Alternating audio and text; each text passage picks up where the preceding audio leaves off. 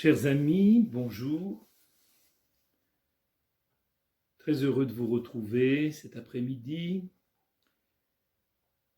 pour un auteur, un livre, un texte. Aujourd'hui, je vais dire Colette Klein.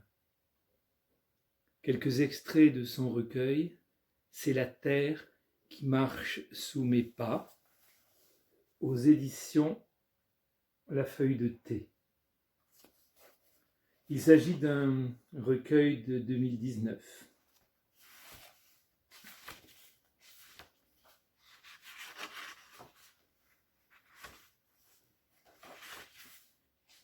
Ce que dit la pierre. Ce que la pierre dit à l'oiseau à l'instant de sa naissance, nul ne l'entend. Ce que la pierre murmure dans l'ombre invite le vent à porter graines et pollen aux lèvres des pavots.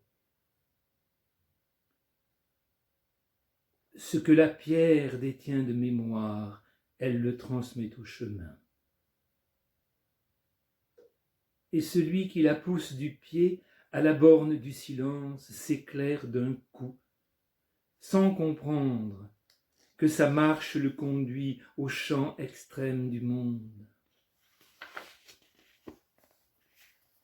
Le monde pèse contre les corps de tout son poids de terre et d'océan, tour à tour, sablier ou cerf-volant. Les hommes oublient qu'ils marchent sur du feu, qu'ils piétinent leurs ancêtres. La mémoire, trop tard, les fait tomber sous le drap des rêves.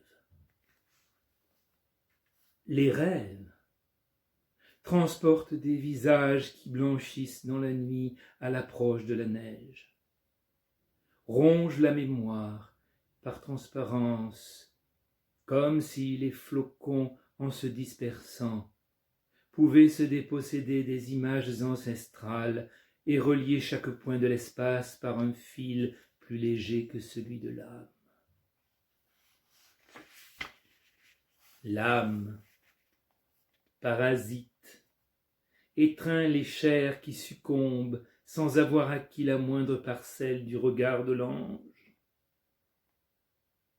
L'ombre la rassasie et lui suffit, invoque à son insu la parole tenue au secret sous l'écorce.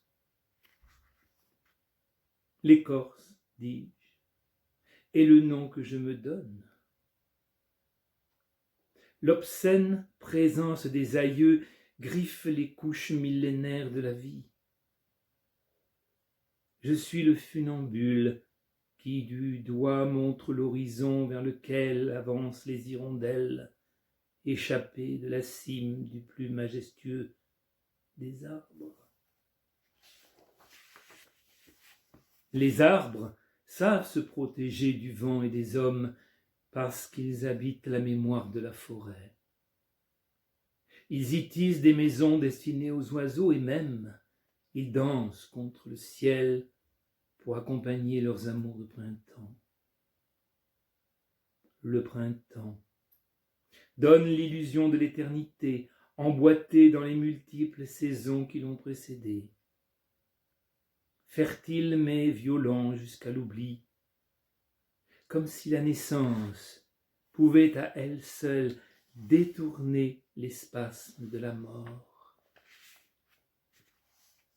La mort de l'oiseau nourrit le temps, son bec assoiffé au mouvement têtu, ses yeux où grelotte encore un peu de sang. Le présent déjà oublié demeure invisible. Et nos pas qui battent la mesure n'en finissent pas de frapper jusqu'à ouvrir le silence, jusqu'à dénaturer les couleurs de nos livres d'enfants. Je vous remercie.